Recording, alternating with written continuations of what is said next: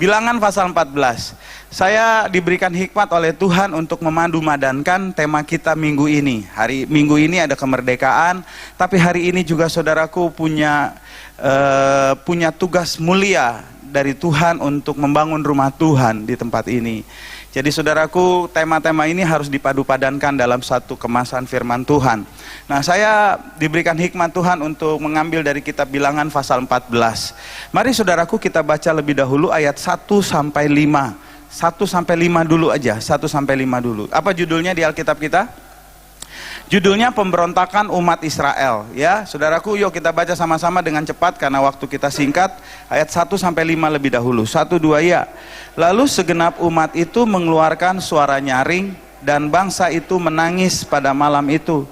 Bersungut-sungutlah semua orang Israel kepada Musa dan Harun, dan segenap umat itu berkata kepada mereka, sekiranya kami mati di tanah Mesir atau di padang gurun ini. Mengapakah Tuhan membawa kami ke negeri ini supaya kami tewas oleh pedang dan istri serta anak-anak kami menjadi tawanan? Bukankah lebih baik kami pulang ke Mesir? Dan mereka berkata seorang kepada yang lain, baiklah kita mengangkat seorang pemimpin lalu pulang ke Mesir. Lalu sujudlah Musa dan Harun di depan mata seluruh jemaah Israel yang berkumpul di situ. Ya, saudara yang kasih oleh Tuhan, kita masih ingat ketika Israel dibebaskan Tuhan dari perbudakan Mesir. Masih ingat itu ya? Bukan penjajahan, tapi perbudakan Mesir. Lalu kemudian Tuhan bebaskan lewat seorang pemimpin, seorang gembala yang namanya Musa. Saya ingin kasih kuis, siapa yang tahu arti kata Musa? Apa arti kata Musa? Berapa tahun jadi orang Kristen, masa Musa aja nggak tahu? Yang diambil dari air. Saudaraku yang kasih oleh Tuhan, Musa itu diambil dari air, makanya diberi nama Musa. Ya, sebagaimana kita tahu sejarahnya. Baik, saudaraku maju lagi. Kemana Tuhan akan mengantarkan Israel waktu itu pergi? Kemana? Dibebaskan kembali lagi ke tanah Kanaan, ya, ke Kanaan atau ke Israel. Sekarang tanah Kanaan. Saudaraku yang kasih oleh Tuhan, cerita yang baru saja kita baca dalam kitab Bilangan pasal 14, posisinya bangsa Israel sudah tinggal selangkah lagi. Sudah tinggal selangkah lagi. Mereka tadinya diperbudak, tapi kemudian Tuhan memerdekakan mereka. Tetapi apa yang terjadi? Kalau tadi saudara bacanya dengan teliti, dengan meresapi tanpa ngelamun, maka saudara lihat, orang Israel bersungut-sungut. Mereka berteriak sama Musa dan berkata, mengapa engkau bawa kami ke negeri ini supaya kami tewas oleh pedang? Istri kami diperkosa, anak-anak kami jadi tawanan. Lebih baik kami mati di padang gurun, atau lebih baik kami pulang ke Mesir. Saudara perhatikan baik-baik, terlalu banyak fenomena ini masih terjadi sekarang. Banyak orang yang sudah dibebaskan Tuhan dari perbudakan dosa, tapi dia mau lagi diperhamba oleh dosa. Saudaraku, engkau sudah menerima hak yang luar biasa. Saudara telah menerima karunia yang luar biasa, dibebaskan Tuhan dari dosa, tapi mau balik lagi gitu. Makanya saudaraku yang kasih oleh Tuhan, saya nggak heran banyak orang yang kemudian meninggalkan Tuhan. Saya jadi berpikir gini, Yesus sudah datang, tapi mereka lebih memilih kembali ke Mesir. Betul? Ya. Mereka lebih memilih kembali diperbudak oleh dosa. Kalau gitu saudara yang kasih oleh Tuhan, lalu kemudian kita pikir begini, kalau gitu untuk orang, bagaimana syarat kunci supaya orang itu bisa sungguh-sungguh merdeka? Yuk kita buka satu ayat, Galatia pasal 5 ayat 1. Galatia pasal 5 ayat 1, saudaraku. Kita baca bersama-sama dengan bersuara 1, 2 ya. Supaya kita sungguh-sungguh merdeka, Kristus telah memerdekakan kita. Karena itu berdirilah teguh dan jangan mau lagi dikenakan. Saudaraku, kalau gitu kata intinya satu, Pak. Bagaimana supaya kita hidup dengan sungguh-sungguh merdeka? Nggak ada lain, cuman karena Kristus yang memerdekakan kita. Kalau ada orang yang jadi Kristen karena kawin, karena pasangan hidupnya Kristen, ya sudah ikut jadi Kristen, atau karena lingkungannya Kristen, atau karena apapun juga, maka saya percaya ini adalah kemerdekaan yang semu, tidak sungguh-sungguh. Tetapi orang harus bertemu dengan Kristus, karena Kristuslah yang sanggup memerdekakan kita dengan sungguh-sungguh. Nah, orang Israel, saudaraku, minta mereka balik lagi. Berapa tahun mereka jalan di padang gurun? Berapa tahun? 40 tahun. Saudara bayangin nggak? Udah 39 tahun mereka jalan. Pengorbanannya udah besar bukan? Ya. Tinggal setahun lagi Pak, mereka masuk ke tanah perjanjian, tiba-tiba mereka bilang gini, yuk kita pulang ke Mesir. Saudaraku, lucu. Dan terlalu banyak orang yang sudah menikmati berkat Tuhan, sudah merasakan pemeliharaan Tuhan, tapi pada satu titik mereka mau lagi diperbudak oleh dosa. Not worth it. Gak layak, saudaraku yang kasih oleh Tuhan. Nah, mari kita lihat dulu supaya kita objektif. Saya selalu kalau mau melihat sebuah persoalan harus objektif. Kita tidak boleh jadi hakim sendiri, nggak boleh. Saudaraku, ketika sebuah kasus ketemu, kita harus kemudian meneliti dengan baik. Ya, meneliti dengan baik, saudaraku. Kenapa hal itu bisa terjadi? Saya kasih contoh nih Pak ya, yang praktis dan aplikatif. Ketika ada seorang suami selingkuh, saudaraku jangan cuma salahin suaminya, periksa dulu. Kenapa dia bisa begitu? Ngerti nggak maksudnya? Jadi jangan cuma dia doang. Jangan-jangan istrinya juga jadi masalah gitu. Jangan-jangan istrinya masalah, atau jangan-jangan istrinya nggak masalah, tapi lingkungannya masalah. Sampai sini paham? Ketika satu anak kemudian bandel di sekolah, saudaraku terlibat dengan tawuran dan lain sebagainya, jangan kita judging langsung anaknya. Kamu tuh dasar ya, kamu tuh malu-maluin, opung kamu tuh pendeta loh, gitu. Mama juga majelis di gereja, tahu majelis? Manusia jelmaan iblis. Oh saudaraku yang kasih oleh Tuhan, coba diteliti dulu, nih anak kenapa begini gitu kan. Jangan-jangan dia ikut tawuran karena diancam sama seniornya, kalau nggak ikutan lu gua hajar gitu kan, jadi mau nggak mau dia ikutan. Jadi kita saudaraku, ayo kita jadi orang Kristen yang objektif. Saya melihat akhir zaman ini, banyak orang Kristen saudara jadi hakim bagi sesamanya. Dan itu sebenarnya tidak alkitabiah. Saya latar belakangnya orang hukum, ya saudaraku, dari tadinya saya tentara, lalu kemudian menjadi orang hukum, lalu kemudian sekarang jadi hamba Tuhan full time, full heart. Saudaraku, sebagai orang hukum saya suka ngelihat begini, apalagi sekarang lihat, kita suka disajikan persidangan Jessica ya. Saudaraku bayangkan, pengadilannya udah panjang loh, udah 13 kali sidang loh saudaraku. Ngapain coba 13 kali? Memeriksa saksi. Jadi saudaraku, nggak semata-mata walaupun polisi di dalam penelitiannya, penyidikannya, dan kemudian tulis BAP menyatakan bahwa Jessica adalah tersangka tunggal, tapi hakim nggak kemudian sidang pertama kedua langsung tok hukuman mati atau 15 tahun penjara, enggak, diperiksa dulu hakim saksi-saksinya. Itu yang sekarang lagi diperiksa adalah saksi memberatkan karena yang ngajuin adalah jaksa umum. Nanti mulai 2 minggu lagi pembela yang ngajuin saksi, itulah saksi yang meringankan. Saudaraku yang kasih oleh Tuhan, nah itu dia bedanya sama gereja. Gereja nggak pakai periksa saksi. Contoh, saudara dengar mamanya ada berita seorang pendeta, seorang hamba Tuhan jatuh dalam dosa. Saudara nggak periksa dia dulu. Saudara nggak panggil saksi dulu, tapi saudara langsung judge. Dia jatuh, kalau gitu nggak layak. Kenapa? Bukankah pengadilan Tuhan mestinya lebih mulia daripada pengadilan dunia?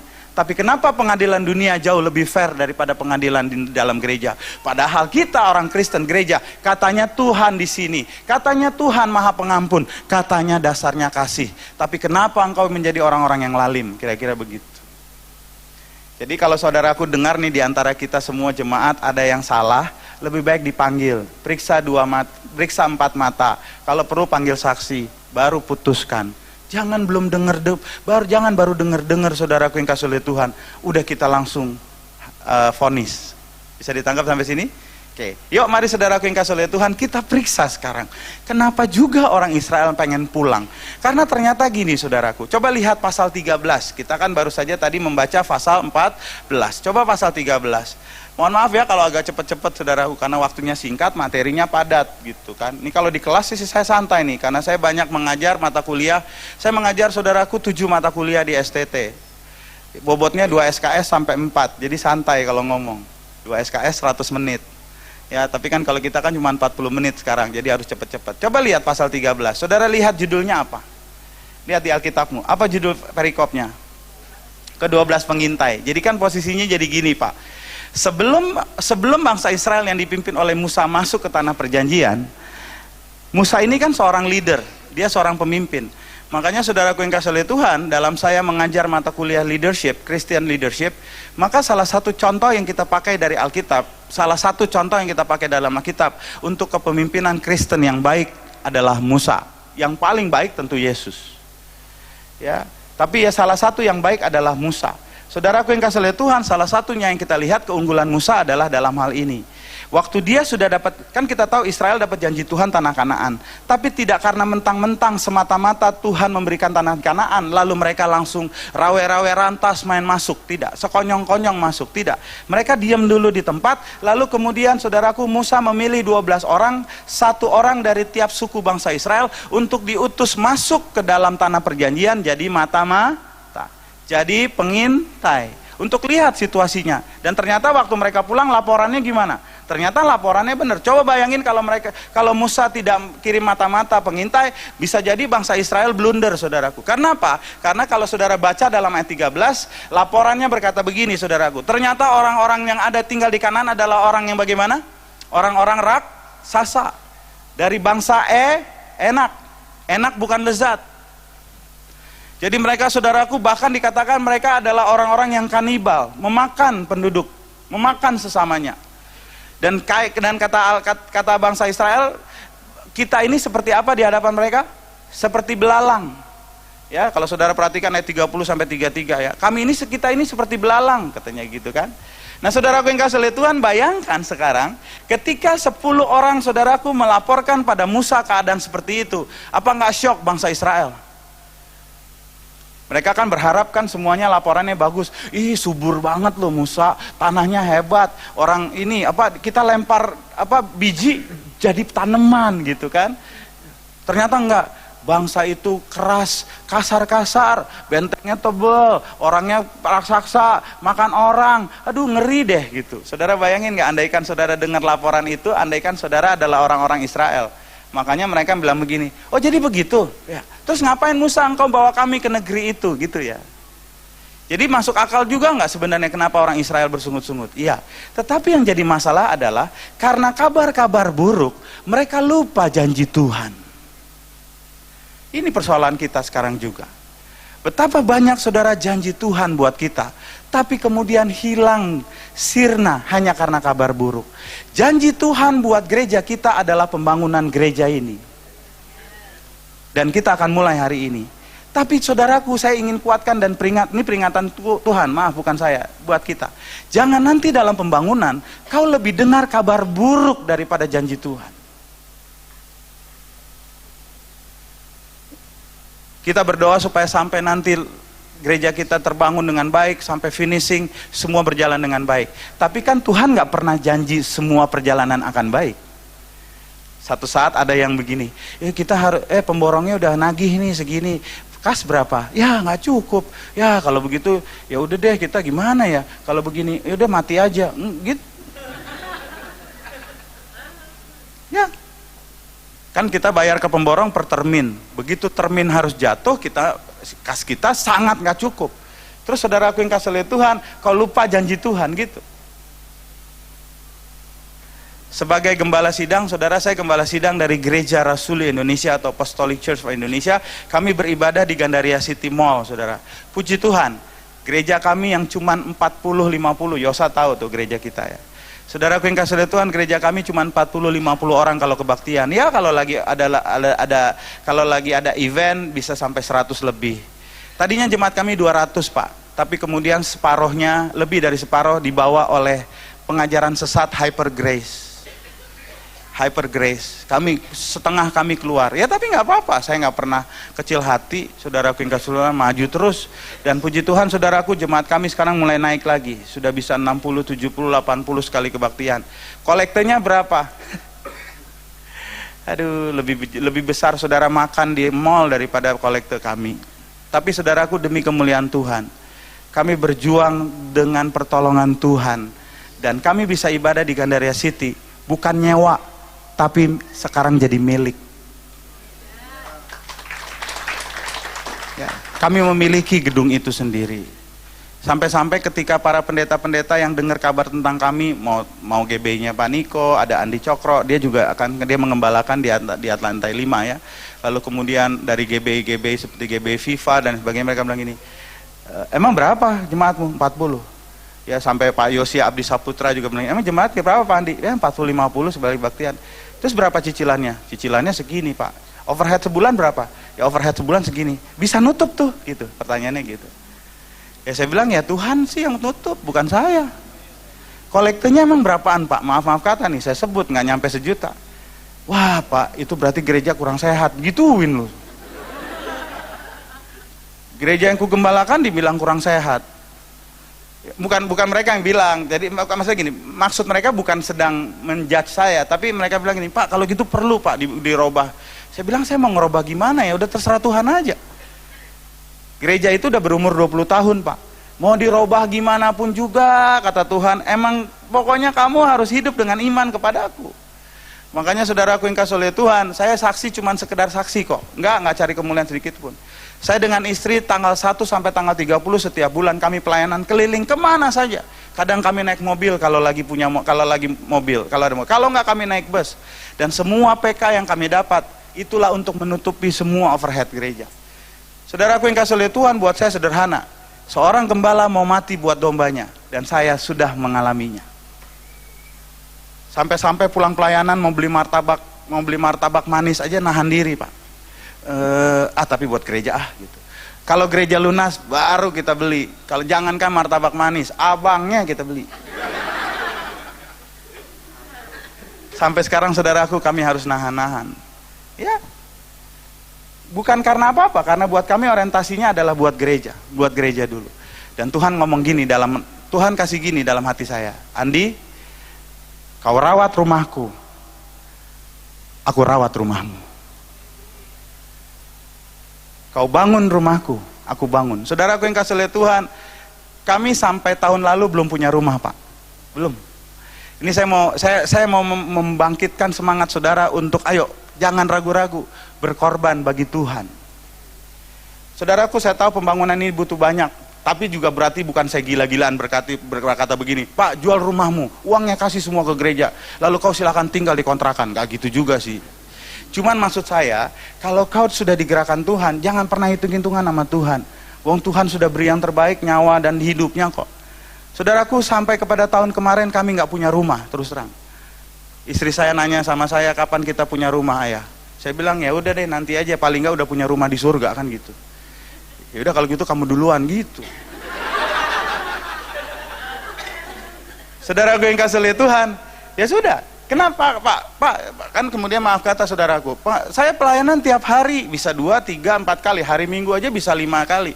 Bayangkan saudara ya, hitung-hitungan kasar lah, kali PK berapa gitu kan, mestinya bisa dong beli rumah buat rumah. Enggak Pak, kami sampai sekarang saudaraku masih tinggal di rumah mertua, dan kalau ada satu rumah dinas kami yaitu di Ciputat, rumah dinas dari UI, Universitas Indonesia. Ya.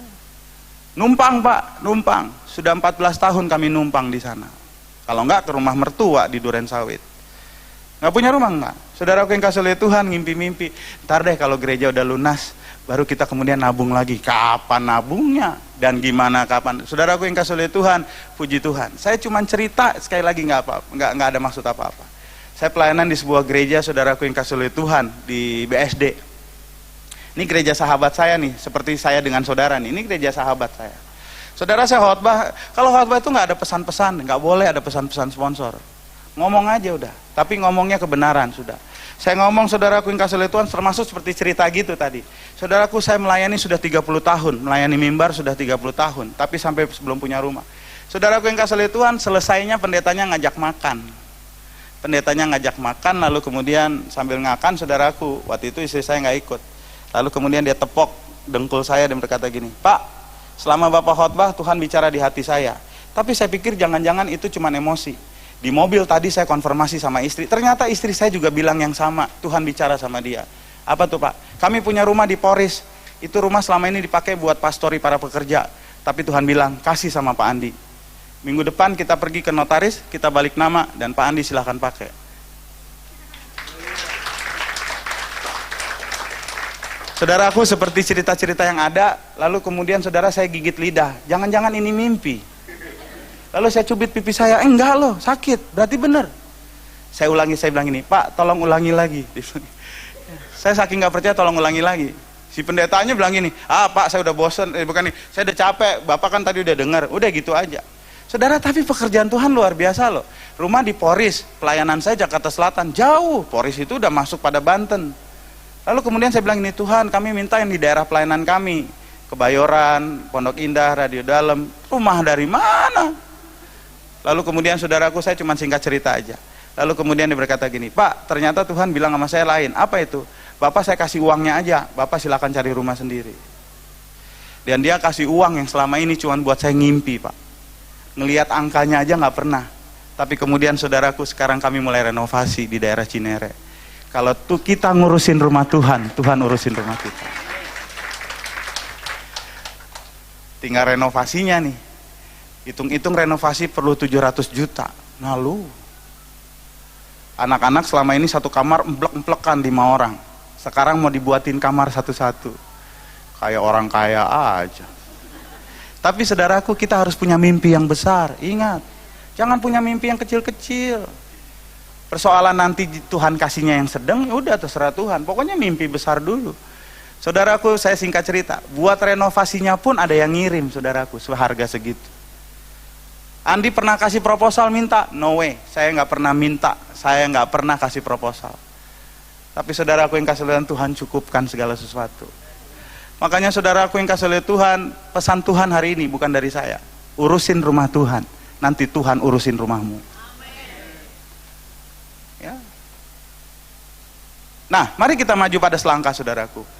Apakah berarti waktu Musa menyuruh 12 pengintai, 12 kan yang disuruh, yang pulang berapa? Pak, tolong jawab saya, yang pulang berapa? Yang kan yang diutus 12, yang pulang berapa? Yang pulang berapa? Ayo pembaca Alkitab, kan nih muka-mukanya kan muka-muka pembaca nih. Tapi nggak tahu baca apa. Yang diutus 12, betul? Yang pulang berapa? Yang pulang berapa, Bu? Ya, pemusik.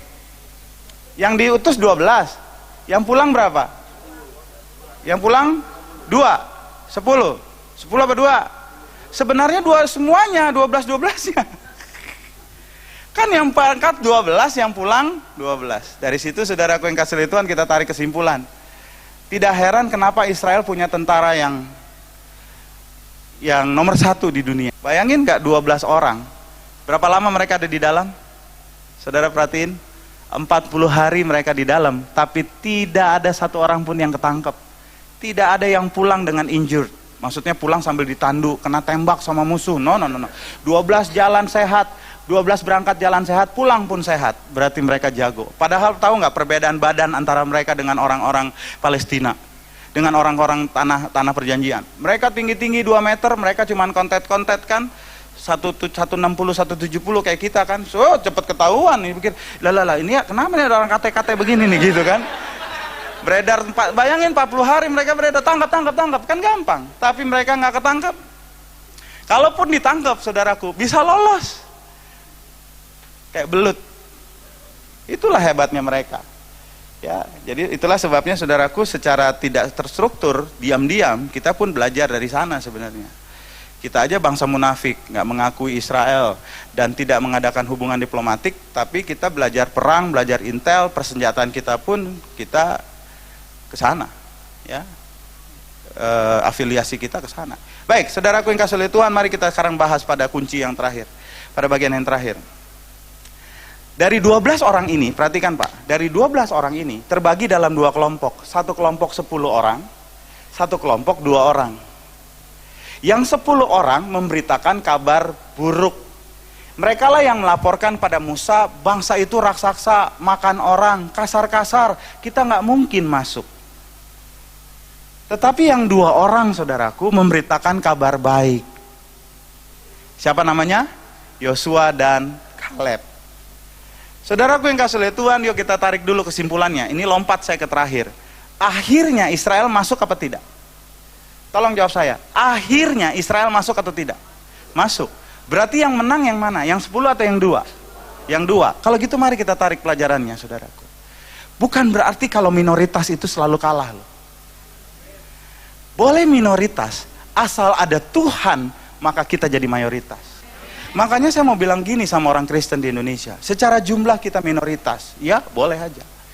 Tahukah saudara berapa persen orang Kristen di Indonesia menurut Departemen Agama? Cuman 9,5%. tambah Buddha, tambah Hindu, lalu yang 80% lainnya adalah mereka. Minoritas kita? Ya. Tapi saudaraku yang kasih oleh Tuhan, saya selalu kuatin kita. Tuhan bersama dengan kita. Secara kuantitas kita memang minoritas, tapi secara mental kita kualitas. Saudara bayangin, seorang tetap nggak masuk bangsa Israel. Masuk. Kalau gitu apa kuncinya? Dua orang ini adalah kuncinya. Kalau gitu gini, dalam komunitas gereja kita, saudaraku yang kasih oleh Tuhan, ayo kita positif. Tapi andai pun yang lain pikirannya pada jelek, Tuhan nggak perlu banyak-banyak.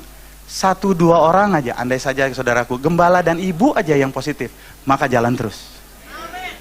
Ini andaikan jemaat nih pada negatif semua, pada nggak dukung. Pokoknya asal pendeta dan istri, tambah lagi anaknya, tambah lagi beberapa orang majelis saudaraku yang sepakat. Cukup, udah. Cukup. Kenapa?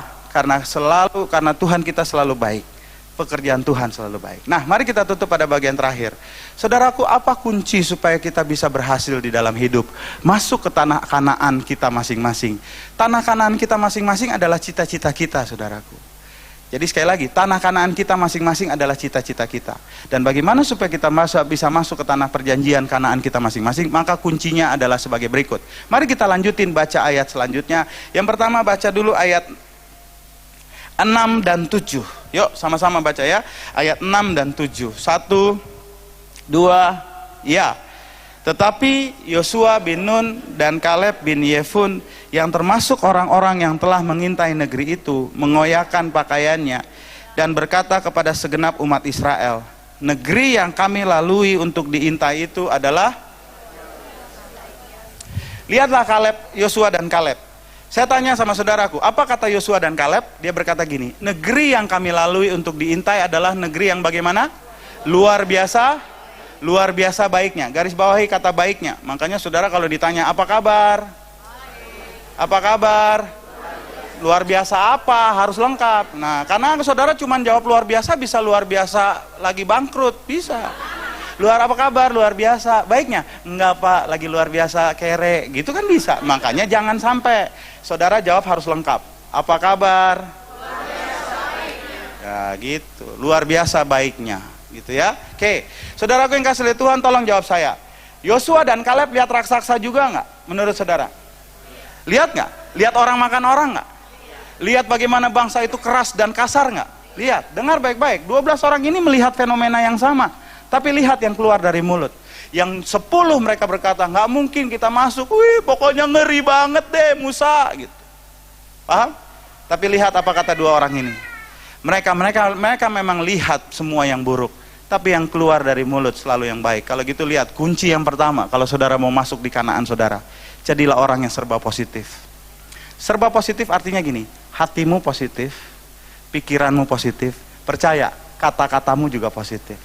Bu, ini khususnya buat ibu-ibu, kenapa saya bilang bu? Karena perempuan ya, maaf ya, ini kita nggak sedang ngomongin sentimen gender nih.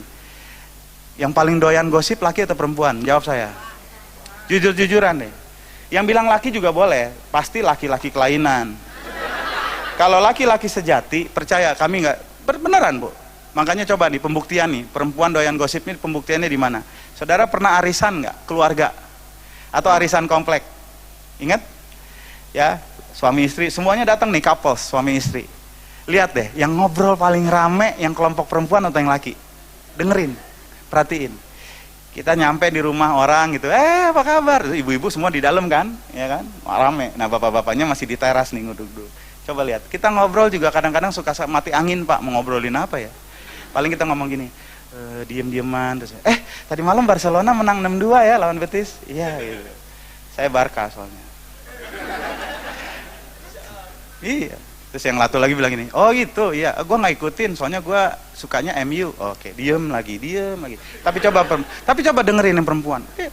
Jeng apa kabar? Begitu ketemu cipika-cipiki dalam misalnya, itu pitanya bagus amat, dari pita rambut kecil sampai, dari pita rambut saudaraku sampai pita sepatu bisa kebahas semuanya. Terus rok lu nih kotak-kotak, semalam lu begadang ya, nggak tidur gitu. Ngapain ngotak-ngotakin rok gitu? Betul apa enggak? Perempuan tuh bisa ada topik lo apa aja. Ngomong-ngomong lo ikutin nggak Elif session 2? Udah gimana tuh kemarin gitu? Lo nggak nonton? TV gue rusak gitu. Perempuan apa aja bisa dibahas, laki mah enggak. Kau datang pakai baju rok dengan atasan gak matching aja jadi pembahasan. Ya kan? Shh. Lihat tuh, si Nani, norak. Iya emang gue lihat. Masa baju ungu celana orange? Orang apa busway gitu. Sementara kita ya Pak, kita nih laki-laki, bodoh amat. Mau baju kotak-kotak, celana garis-garis, sepatunya bolang-blonteng. Kita mah nggak pernah, lu liatin bapak itu norak. Kecuali kelainan ya kan. Kecuali dia kelompok Ivan Gunawan, lu liatin nih bro. Nggak cucok tuh begitu, nah itu lain soal. Tapi kalau bangsa yang kita laki sejati mah bodoh amat. Lu mau pakai baju, asal jangan nggak pakai baju aja ya nggak. Betul Pak? Kalau gitu dengar baik-baik sahabat yang kasih oleh Tuhan. Ayo positif yuk, positif. Positif ya. Bu, selama ini kau mungkin agak negatif. Papa gitu deh. Aduh, papa nih udah kegendutan, Pak. Itu perut ya ampun. Dulu bapak tuh ganteng, sekarang bapak kentong gitu. Dulu papa tuh kayak tokoh wayang tuh Arjuna loh. Sekarang Semar gitu. Gak usah negatif kali. Gak usah. Begitu pula kita bapak-bapak. Jangan lagi bilang gini, Mama tuh udah jelek deh sekarang. Dulu langsing, sekarang langsung. Dulu kayak gitar Spanyol, sekarang kayak gitar bass betot vokal grup. Mari sekarang kita mulai positif. Bilang sama suamimu, Bu. Papa ganteng.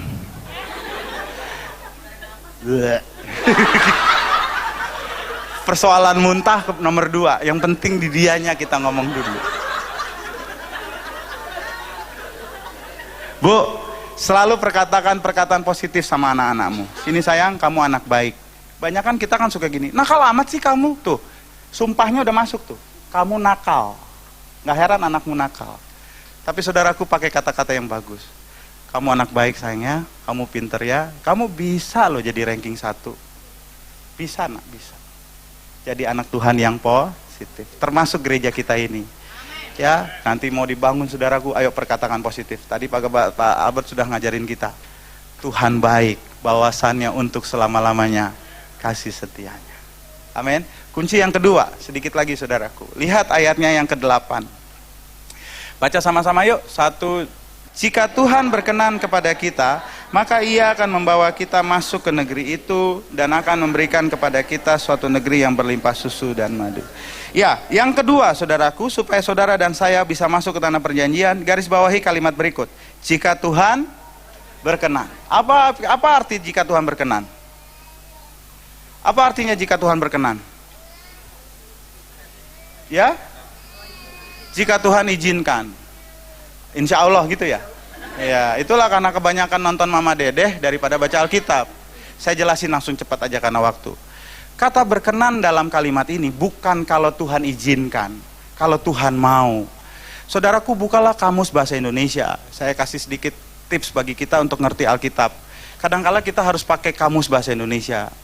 Saya di dalam menyiapkan khotbah, dalam menyiapkan pelajaran, saudaraku tidak lupa untuk menyiapkan kamus bahasa Inggris, bahasa Ibrani, bahasa Yunani, termasuk bahasa Indonesia. Orang Indonesia masih perlu kamus, Pak? Masih, Pak. Tahukah saudaraku bahwa ternyata ada ribuan kata Indonesia, kosakata Indonesia yang saudara belum pernah dengar sebenarnya. Banyak loh. Nah, mari sekarang kita bahas sedikit aja. Ternyata arti kata berkenan itu bukan izin, tapi senang. Contoh, saya berkenan kepada saudara. Apa artinya? Bukan saya mengizinkan saudara, saya senang sama saudara. Makanya dalam bahasa Inggris pakai kata lebih tepat. If the Lord delights in us, atau the Lord favor, perkenanan Tuhan. Saudaraku yang kasih oleh Tuhan, berarti kuncinya yang kedua supaya kau dibawa masuk kepada tanah perjanjianmu masing-masing adalah supaya Tuhan senang, maka senangkan Tuhan. Contoh paling gampang adalah gini, Bu, kalau ada anak yang menyenangkan ibu, lalu dia minta, kasih atau tidak? Kasih. Nilainya bagus, disuruh mandi-mandi, buat PR mak cepat, kan ibu seneng tuh, iya anak mama memang, wah mantap. Terus dia bilang gini, Ma minta 5.000 mau beli es krim, kasih nggak Ma? Kasih. Tapi coba bayangin kalau punya anak nakal, suruh mandi, nggak mau, malah bilang gini, Mama aja yang mandi, gitu. Buat PR, Mama buatin dong, gitu kan. Kira-kira kalau punya anak gini minta uang 5.000 kasih es krim, kasih nggak? Kalau sampai kau kasih Bu, berarti kau kalah sama pawangnya lumba-lumba. Oh, jangan ketawa, tolong direnungin. Binatang saja, kalau dia nurut baru dikasih ikan, kalau enggak dipukul. Ini anakmu manusia loh, anak kandungmu. Kau mau masa depannya harapan, hajar dia, kata Amsal. Kalau dia nggak beres, pukul Bu, pakai rotan pun nggak apa-apa, kata firman Tuhan. Tapi bukan akhirnya digebukin mati ya. Enggak. Minta es krim. Ngapain minta es krim? Ya enggak, pengen jilat-jilat. Nih jilat, gituin aja. Kalau perlu nggak cuma jilat, lu telan nih, gituin. Lu sedot nih, gitu. Iya dong.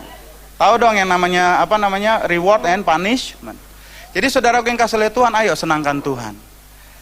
Kalau Tuhan senang, artinya senang apa? Saudara persembahan, saudaraku doa puasa, ikut doa pagi, retreat, ibadah nggak pernah lupa, Tuhan senang. Kau nggak perlu nangis-nangis darah minta berkat. Tuhan, anakku mau masuk SMP minta uang pangkalnya Tuhan 10 juta. Nggak perlu begitu buat saya. Senangkan Tuhan, 20 juta pun Tuhan kirim. Amin doang sih. Iya, tapi maksud saya ayo lakukan. Senangkan Tuhan gitu ya. Baik, yang terakhir, baca ayat 9, saya selesai. Ya, ayat 9, saudaraku yang kasih oleh Tuhan, ada termaktub 3 kunci terakhir, 3, 4, dan 5 ya. Baca sama-sama dulu, lengkapnya saya jelaskan dengan singkat. 1, 2 ya. Hanya jangan memberontak kepada Tuhan dan janganlah takut kepada bangsa negeri itu, sebab mereka akan kita telan habis. Yang melindungi mereka sudah meninggalkan mereka, sedang Tuhan menyertai kita. Janganlah takut kepada mereka. Baik, saya cepat saja. Kunci yang ketiga, jangan memberontak kepada Tuhan. Saudaraku pasti bilang gini, saya nggak pernah berontak lawan Tuhan. Betul Bu, tapi dengar, Tuhan di dunia diwakili oleh beberapa hal. Cepat, 1, Tuhan di dunia diwakili oleh negara. Roma pasal 13, negara ini adalah wakil Tuhan, tunduk pada pemerintah. Makanya jangan lupa Pak, sekaligus saya saya kalau gini-gini ngomong enak, nggak punya pesan, nggak dapat honor apa-apa. Saudaraku lakukan teks amnesti, cepat laporkan. Saya sebagai gembala Pak, ini dengerin baik-baik, saya laporin loh aset gereja, saya laporin aset kami, karena memang nanti selain sanksinya berat, kalau tidak dilaporkan, maka nanti jual beli susah, mewariskan pun susah. Mumpung sekarang saudaraku pajaknya cuma 2%. Sampai pada akhir September. Jadi Pak, jangan anggap enteng. Cepat datang ke kantor pajak atau ke konsultan pajak. Lalu cepat isi. Mudah kok. Cepat isi. Cepat isi, saudaraku declare apa yang saudara punya. Tabungan saudara, mobil saudara berapa, motor saudara berapa, punya anak, termasuk punya anak, punya istri. Semuanya, tabungan saudara. Kalau enggak nanti saudara susah sendiri. Itulah salah satu program kita mendukung Jokowi. Ya, karena dia sudah melakukan yang terbaik buat bangsa, yuk kita dukung.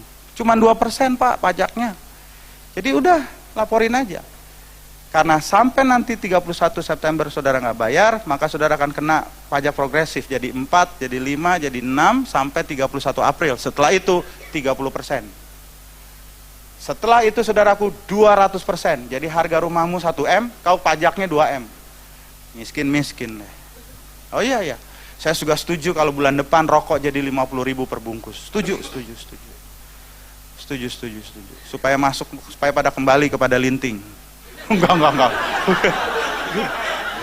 Jadi memberdayakan petani tembakau langsung. Enggak itu maksud saya. Udah deh, biarin aja. Bangsa ini memang harus dikerasin, Saudara. Harus dikerasin. Saudaraku yang nggak punya BPJS, saudaraku sampai 2019 yang nggak punya BPJS, maka saudara tidak akan pernah bisa perpanjang SIM, KTP, dan lain sebagainya. Karena salah satu alat kelengkapan untuk memperpanjang SIM dan lain sebagainya adalah BPJS. Ya, itu hak kami para pendeta Pak untuk mencerahkan jemaat. Kami diberi hak untuk mencerahkan jemaat supaya saudaraku kita jadi anak Tuhan yang taat pada pemerintah kita. Kalau gitu yuk kita masuk, jangan berontak. Yang kedua, Tuhan diwakili oleh hamba-hamba Tuhan. Makanya Pak Albert dan semua para majelis itu adalah wakil Tuhan. Nurut apa kata mereka? Jangan lawan, jangan berontak. Kecuali kami hamba Tuhan memang keputusannya nggak benar. Tapi kan saudaraku, kita juga berdoalah kalau mau ngambil keputusan apapun. Dan yang ketiga, Tuhan pun diwakili oleh orang tua. Makanya saudaraku perhatikan baik-baik. Melawan orang tua berarti melawan Tuhan. Saya tidak mau ngomong kasus orang tuamu brengsek. Nggak, saya ngomong yang umum. Orang tuamu baik. Contoh, belajar nak, Begitu anak bilang gini, ntar dulu mah lagi asik nih, lagi Pokemonnya belum dapet. Maka sebenarnya engkau sedang melawan Tuhan. Hati-hati anak-anak, dan dengar baik-baik. Hukum Taurat yang kelima berkata, hormatilah orang tuamu. Supaya apa? Supaya sukses hidupmu. Makanya salah satu kunci orang hidup berhasil di dunia ini adalah karena taat sama orang tua. Yang keempat, kuncinya adalah pada kalimat berikut. Jangan memberontak pada Tuhan dan jangan takut. Bangun terus Pak, bangun terus. Mau tantangan apapun juga kita perlu selesaikan, ya selesaikan dengan hikmat Tuhan. Tapi jangan pernah takut. Jangan kemudian kita langsung kemudian nyerah. Pak, saya di Gandaria City, bangun gereja, saudaraku beli gereja. Cuman boleh pakai 6 bulan. Setelah itu kami diresolusi oleh Muhammadiyah, orang-orang NU Betawi di Gandaria City. Kami kena imbas, saudaraku, kami diancam.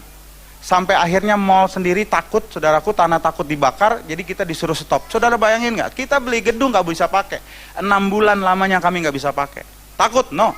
Saudaraku, ketika kemudian saya dapat surat dari orang-orang dari dari NU Betawi, saudaraku, surat ancaman berkata gini, jangan pernah melakukan ibadah. Dan kami undang pendetanya langsung datang. Saudaraku yang kasih oleh Tuhan, saya cerita apa adanya. 2 hari sebelum Idul Adha 4 tahun yang lalu, saya datang sendirian. Pekerja saya, majelis saya bilang gini, Pak kami dampingi Pak, biar kita mati sama-sama. Saya bilang enggak, saya sendiri yang mati. Maaf, maksudnya gini, saya pikir ya kalau memang harus main fisik kan masih adalah tentara-tentaranya dikit gitu. Ya. Saudaraku, saya disambut oleh para majelis, mereka habis Jumatan, saudaraku. 18 orang, jadi wali songo pangkat 2. Saya diadili oleh 18 orang pakaian putih-putih semua. Lalu berkata begini, gereja kentut lah, Yesus tai lah, gitu-gitu Pak. Saya diam, saya bilang gini. Saudaraku, sementara santri-santri mereka pegang pentungan udah banyak di luar. Saya sendirian. Pak, saya takut, ya takut nama manusiawi. Tapi saya cuma bilang begini, Tuhan, kalau sampai saya harus mati di sini, pasti saya akan jadi benih buat pelayanan Tuhan di semua gereja. Pasti kan saudara juga dengar, pendeta Andi Panggabean mati loh di Muhammadiyah, di NU, gitu kan? Saudaraku, pasti saya akan bangga. Tapi saudaraku yang kasih oleh Tuhan, Tuhan belum mau saya mati. Iya, saya cuma bisa bilang begini, kalau bapak-bapak mau matiin saya, tapi paling tidak ada 5 yang saya matiin duluan, segituin. Saya nggak tahu yang mana dan nggak tahu benar apa enggak, pokoknya ngomongnya dulu. Dan saudara tahu reaksi, dan saudara tahu ngomongan begitu pun bereaksi buat mereka. Mereka bisik dan berkata gini, ternyata orang Kristen berani juga loh. Loh iya, kenapa mereka FPI segala supaya kadang berani sama kita? Karena mereka pikir kita penakut. Makanya sekali-sekali yuk kita... Enggak, saya tidak memprovokasi saudara. Ya, tapi maksud saya ya tergantung gerakan Roh Kudus saja. Iya. Ya kan bukan berarti juga tampar pipi kiri kasih pipi kanan berlaku umum. Ingat baik-baik, jangan bodoh loh. Siapa yang bilang tampar pipi kiri kasih pipi kanan maju ke depan sebentar ya? Enggak, ingat konteksnya harus ada. Konteksnya harus ada. Jadi jangan bego-bego banget juga memberlakukan firman Tuhan. Saya bilang, tapi Bapak, akhirnya saudaraku mereka diskusi-diskusi, lalu kemudian mereka mulai melunak. Dia bilang gini, ya udah deh gini aja deh Pak Pendeta, tolong belas asih lah sama kami gitu. Ya bilang aja uang gitu, kayak susah amat loh. Duit gitu kan. Akhirnya saudara saya keluar, itu santri pakai pentongan pada begini, santri-santri. Pakai pentungan. Saudara si Pak Hajinya bilang gini, kasih jalan nih pendeta, yang nyentuh dia, mati sama gue, katanya gitu. Jadi saudara santrinya mau dimatiin sendiri. Saya sambil jalan karena udah dijamin yang begitu, jalannya begini saya. Iya. Agak-agak nyenggol-nyenggol, sentuh, matiin lo sama Pak Haji, gitu kan. Begitu saya keluar dari situ, saudara pekerja saya langsung datang memeluk saya semua. Pak Andi, gimana Pak? Ya udah, Tuhan bekerja. Pak, jelang Paskah 4 tahun yang lalu, nggak pakai izin, nggak pakai apa, saya langsung bilang gini, kita pindah, karena kami waktu itu 6 bulan pindah ke Blok M, saya bilang kita pindah ke tanah perjanjian kita, dan mulai ibadah, sampai sekarang nggak pernah diganggu lagi Pak. Jangan takut. Kalian besok bangun komplain-komplain gini, ribut amat sih ini, down breaking kan saudara tahu, jeder, itu kan tetangga kan makan, gitu kan. Ya kan makan kan, tetangga di belakang kan masak, gitu kan. Bisa jadi kan begitu kan. Terus kemudian besok-besok lewat muspida apa segala macam, ada resolusi mungkin apa segala macam. Saya mau kuatin Pak Albert dan teman-teman, jangan takut. Jangan takut. Jangan takut bukan karena di sini ada kompleks angkatan darat, bukan. Tapi karena ada Tuhan. Kalau Tuhan sudah mulai. Dan yang terakhir, yang kelima, yang penutup. Last but not least, kalimat berikut. Yang melindungi mereka sudah meninggalkan mereka, sedang apa? Tuhan menyertai. Itu garis bawahi. Jadi apa yang membuat saudara masuk ke tanah perjanjian? Kunci kelimanya adalah karena Tuhan menyertai. Jangan pernah tinggalkan rumah tanpa Tuhan. Saya kalau lagi kemana-mana, saudaraku yang kasih oleh Tuhan, puji Tuhan didampingi istri. Tapi kalaupun saya sendiri, karena beliau juga ada, karena istriku pelayanan juga, kadang-kadang kan disambut tuh di depan tadi. Shalom Pak Andi, sendiri Pak. Kalau saudara sendiri ditanya gitu bilangnya apa? Iya, saya punya SOP Pak, karena sudah mendarah daging di hati dan otak saya cuma jawab gini, enggak Pak. Lalu kemudian dilihat, hah? Bapak sendiri? Sama Yesus Pak. Itu aja jawaban SOP saya tuh Pak, selalu. Bapak sendiri? Enggak, sama Yesus. Kadang-kadang majelisnya suka nggak gini, Bapak bisa aja. Loh kok nggak percaya? Saya ngomong Alkitabiah kok. Bapak sendiri? Enggak, sama Yesus. Bapak bercanda. Lah, jadi mau lu gue sendirian bener gitu? Kalau lu sendiri aja, jangan gue diajak-ajak sendirian dong. Aku mah kemana-mana, sampai ke toilet juga ada Yesus. Jadi jangan pernah bilang kau sendiri. Kau punya Yesus dalam hidupmu. Karena kemanapun juga Tuhan pasti menyertai kita. Selamat hari kemerdekaan dan selamat membangun rumah Tuhan. Tuhan Yesus memberkati semua.